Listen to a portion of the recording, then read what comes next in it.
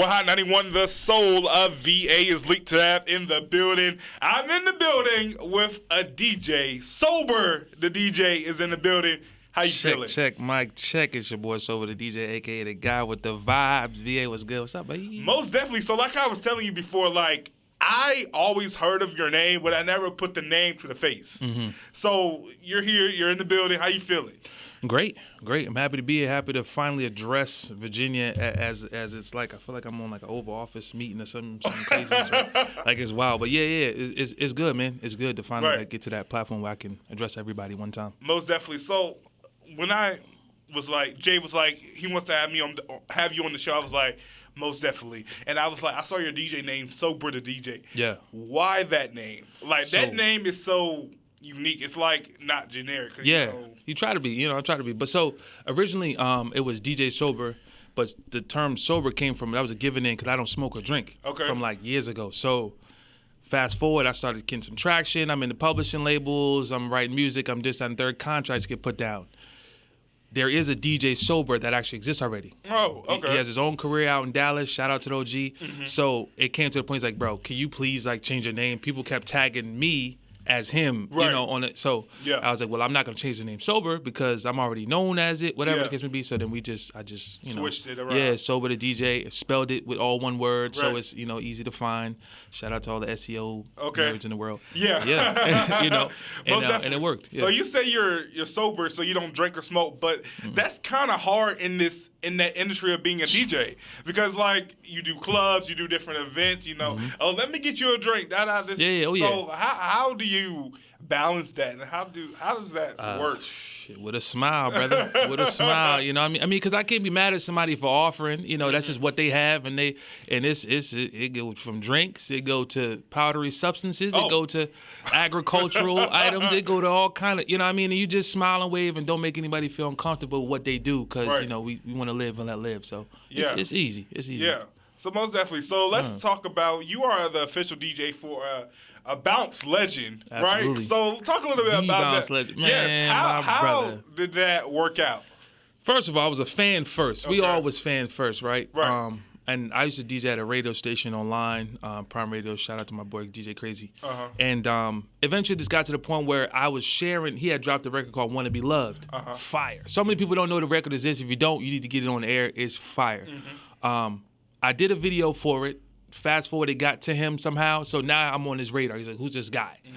I reached out like, yo, I'm trying to book you. This is like a year or so ago. Right. And the money fell through, so it was like, hey, can't do it. Kind of just faded away. Then he posted something about a festival. I'm like, yo, I'm trying to get on that festival. Like, man, I've been meaning to get in touch with you. I've been hearing about you, man. They've been on my about working with you. Yeah. And I just tapped in with him. He's like, yo, if you can get to New Orleans for Mardi Gras, we can see what's up. I went out to Mardi Gras. And shout out to his old DJ, but I pressed play, and he was like, yo, you fired, bro. Right. And this is, and that's me paraphrasing, but that's just what it turned out to be. And, yeah, man, we've been locked in ever since, bro. You know what I mean? I'm darn near his kids' uncles at this point. Right. Like, I be in the mix, so shout out how Sizzle the Voice, my guy. Right, most definitely. Yeah. So, like, are you the type of DJ to, like, create your own music or be in the studio, put some beats, drop some beats, or like what type of DJ are you? All the above, bro. You gotta be malleable in this industry, right? Naturally, I lean more towards things that are just priority, like stages and just connected with the people. Yeah. But universe is forcing me to get into that more studio production bag, just off the sense of originality and collaboration more so too. A lot of that coming up. So.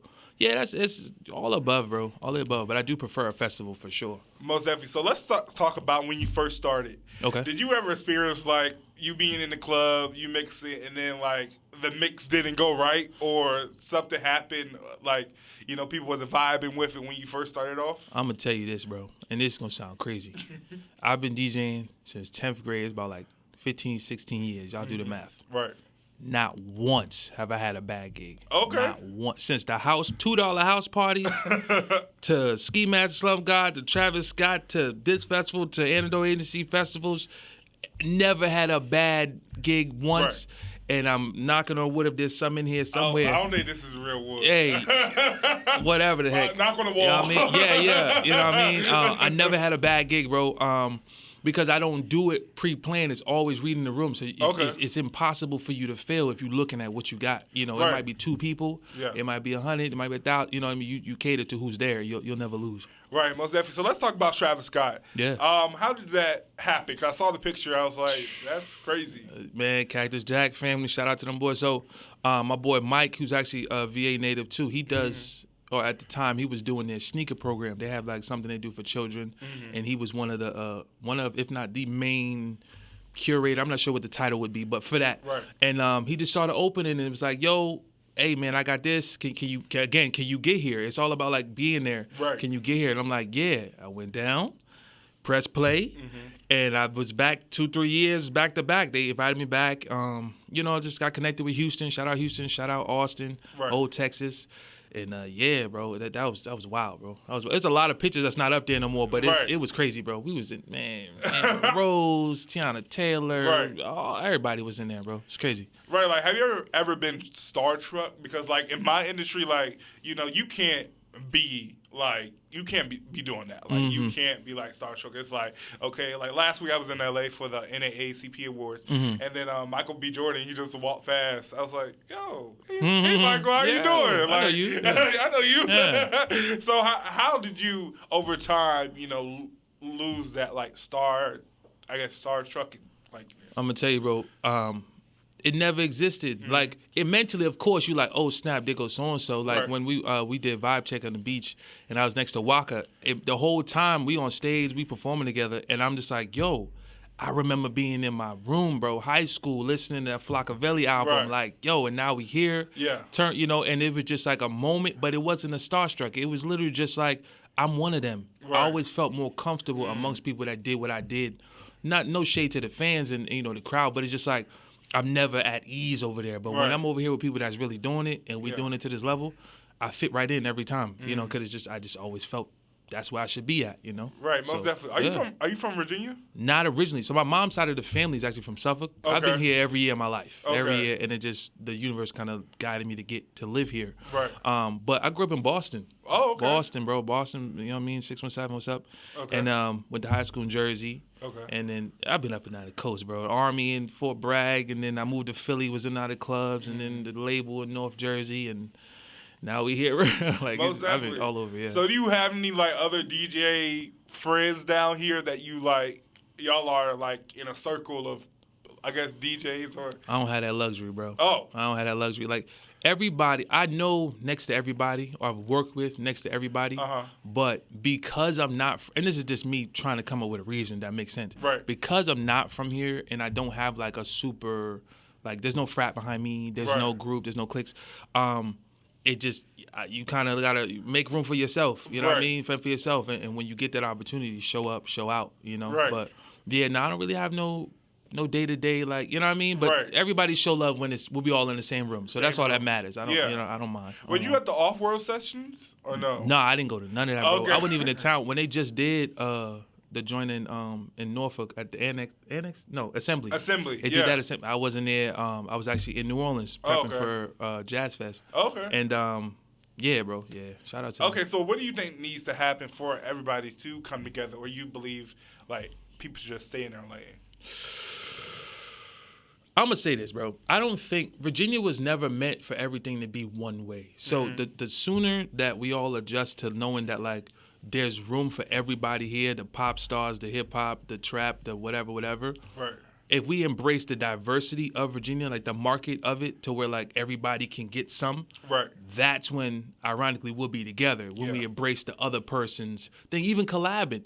Like there's a lot of superhero complex or like savior complex. I'm gonna put VA on my back. Yeah. It's cool and it's a great motivation tool, but like Virginia's not one way. There's two. It's a huge melting pot from the military to all the way back to slavery. It's been people in and out of here. So off that, it has to be diverse. So we embrace diversity as far as sexual orientation, as far as music choice, as far as dress, whatever.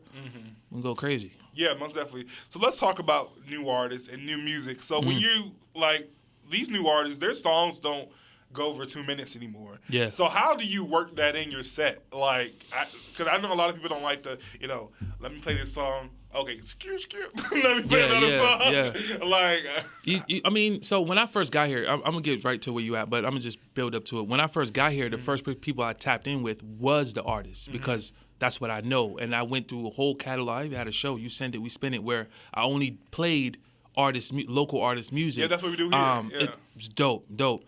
And it just got to the point where you can try to give them the game, whether they listen or don't, it's up to you. But of that mass, you just find the best out of it and just push it, because it's like, hey, it's 2 minutes now, but with some guidance, it'll get better. Like we'll get more structure to it. You know what I mean? So you just press play, bro. It's not up to me to dictate, especially with a DJ. You can't have that bias. You got a non-bias, like, yo, I like this, push it. Or even if I don't like it, I know so-and-so would push it. You know what I mean? Just press play on the records. Right, most definitely. So I also wanted to know this, like, for like when artists go off rails, like let's say Nicki Minaj. Nicki Minaj just, had her moment and things like that. Shout out the Queen. Shout out Nicki. Yeah. But like as a DJ, do you stop playing somebody's music based off of their current reaction from their fans or people outside the music industry? This is what's so wild, bro. Social media has its own political system. It doesn't exist in real life. Right. When you go to a concert, you can see so-and-so who's supposed to be beefing in real life. Like, hey, girl, let's take pictures this time and third. The industry is not made up of these, affiliations. So it's like when it's time to press play, you play what's hot, especially, again, it's my job to be non-biased. Now, certain things, of course, you got to read the room. If I'm going to do... at one point in time, I'm not gonna play a DaBaby record in a certain audience. You see what I'm saying? So you gotta know who you just know who you're playing with. But you don't I don't like what he said, so I'm not gonna do it. Like you just, it's not that deep. Again, you know what I mean? So and the people really do love the music. It's that's like saying I'm gonna stop playing Kanye at any point in time. You don't stop playing Kanye, because it's sure he's going through his own thing, but he's human. We human, you know what I mean? So not to say I agree or disagree with anybody's point of view. I'm just saying leave the music out of it to an extent. Right, most definitely. So let's talk about labels. So DJs are being signed to labels now. Yeah. So are you signed? Do you think you want to get signed? What's your thought process? I'm not signed. I had a couple of deals put on the table that I just wasn't rocking with. Okay. But that's what we're getting back at now. We're getting back to that as far as building that notoriety up to where we start talking labels. Definitely looking. I'm down, man. I make my own music. That's a whole nother we've been talking DJing. It's a whole nother lane that I'm open to. And the reason why DJs are starting to get signed is because a lot of us are multi-talented. We've seen the game from all aspects. We're where everything meets up. You know what I mean? Creation, playing it, know how to deliver, whatever. So it's why not get the one-stop shop, Yeah. Especially if people that look like something. Heck yeah. Okay, cool. So let's talk about, you say you're an artist also. Yeah. So what's your artist name? Is it still Sober? Soberthedj. Soberthedj. All day. Okay. Heck so talk about your genre of music that you create. So first and foremost, I'm Jamaican. Right? Okay. Out of many one people. So I always bring dancehall, I always bring reggae with me. And it's literally an Afrobeat, dancehall, R&B fusion. I have more upbeat records now because I'm just moving towards Miami and just more party central. But as far as what I have now, it's definitely vibey. I got fans. It's dope. It's dope, bro. Trying to have that duality is super dope. But yeah, it's definitely dancehall influence, Afrobeat, upbeat, kind of vibey. Right, most definitely. So you say you're Jamaican, so can you cook? Of course, you can't be a Jamaican man and can't cook. What do you cook? Cause I literally cook whatever, bro. A steamed fish, brown stew snapper, a jerk chicken. I don't even eat chicken, but a jerk chicken, that's what standard. About oxtail? Oxtail, you got to pressure that down. That's too easy. You know what I mean? It don't take nothing to cook whatever, bro. Aki and saltfish, whatever, bro. I love the Jamaican culture. I love y'all. I appreciate it. Talk to me. I went to a Jamaican restaurant. Oh yeah. And you got that thick skin in there. Yeah, it's not even that. They made macaroni and cheese, and I'm from the South. I got family, South Carolina, North Carolina, and all that. But they put sugar in their macaroni. We don't make macaroni and cheese, bro. I tasted it. I was like, there's sugar in macaroni and cheese. Yeah, I don't know where you went specific, but whoever that was trying to cater to the area. That's not even a thing, bro. The oxtail was good. Yeah. The oxtail was good, but No, sorry. Yeah, sorry. You know, folks like Sugar and a whole bunch of crazies. Yeah, yeah, I can't rock, yeah. So, what are some like DJs that inspired you? Like the R&B block party is going down Saturday. DJ Drama will be here. Jay Murphy will be here. A few others will be here. So, like, did anybody inspire you to want to DJ? Growing up, it was one DJ I watched. His name is Tony Mataran. He's the if you don't know Tony Mataran, he's the DJ that said, "Me dirty wine, my girl, dirty wine." Oh, okay. Dirty. Right. So he also made music from back in the day, and I used to watch them DVDs. Pasa Pasa is an old event that they used to have going around, bootleg DVDs and all that. And to see somebody get paid to party was like mind blowing to me. And this is like 7, 8 years old at that time. So yeah, Tony Mataran, that style is definitely like number one. Past that, everybody else is just like me, just showing love, just appreciation of what they're doing. Yeah, it's Tony. Okay, and then on the same wavelength, what's the artist that you look up to, or somebody that you like growing up? I mean, being a fan, you always like everybody. Again, as a DJ, it's hard to have that bias. Right. But to bring them back up, I'll say the artist that made me like for sure fall in love with hip hop, like yo, this is crazy. Was Kanye West. Kanye West. Going through, I remember the story. I was coming from Boston, going to Jersey, and we was going through New York, and I heard Funk Flex, Kanye West, and I'm like, what is? I'm sleep waking. I'm like, what is this? Towards a rush where you man, he played that. He might have ran that record back like 8, 10 times, but that moment it was like whoa. But prior to that, you know, I was like, man, Juvenile was my first album I ever bought. Black Eyed Peas, Lupe Fiasco throughout the years. Ninja Man is on the dance hall side. Vibes Cartel. Like, I'm everywhere when it comes to music, bro. So it's hard to pick one person because you can get inspiration from anybody. Right. And lastly, what is something that you want to do that you haven't done in your career? Because you're still young. You still, I guess, have those dreams and aspirations. Yeah. So what do you want to do? Man, tour the world. I had an opportunity once, and that kind of got pulled out from under me. COVID, you know how that goes. Right. Yeah. And then sign, bro. Sign a deal is definitely like on that list of accolades I want to be able to accomplish. And then naturally, too, lastly, the Grammys, which is what I'm on right now. Okay. We on that whole trajectory straight through the front door. What do you want to do with the Grammys? You want to go Naturally, to the Grammys, be nominated? Win it, the whole 9, bro. Me and my brother Hot Sizzle, we working on something crazy. Shout out Rico Santana, he from Runaway.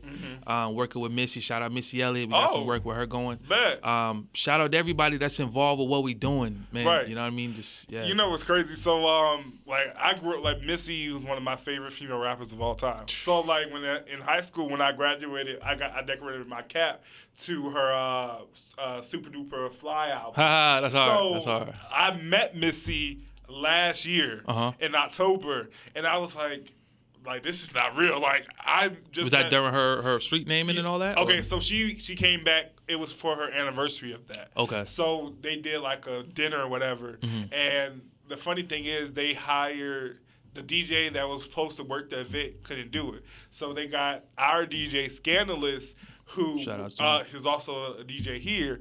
They got him to work the event, and that was the same week of Timbaland Way. So I was with Scandalous all week already. I was in New York. Yeah. That was the 18th, that Friday. We was covering Timbaland Way, and then he was like, Malik, I'm about to go DJ for Missy. I said, he was like, do you want to come? I was like, yeah, I want to come. Yeah, like and what? Then we set up our Hot 91 stuff because, it was so funny because some people see us as a college station, which we are a college station, but they was like, why is a college station doing a Missy Elliott event? Yeah. But we're on the level of these 103s, vibes, things like that. Like they watch us, not gonna lie.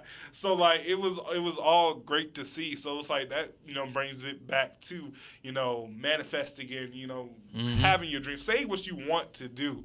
So you said Missy Elliott, you're working with her. Yeah. What about Pharrell, Pusha, Malice, Famblay? Malice, shout out to the OG. We had a couple conversations at the gym we work out at, here and there. Yeah. Pusha, I kind of just see him around.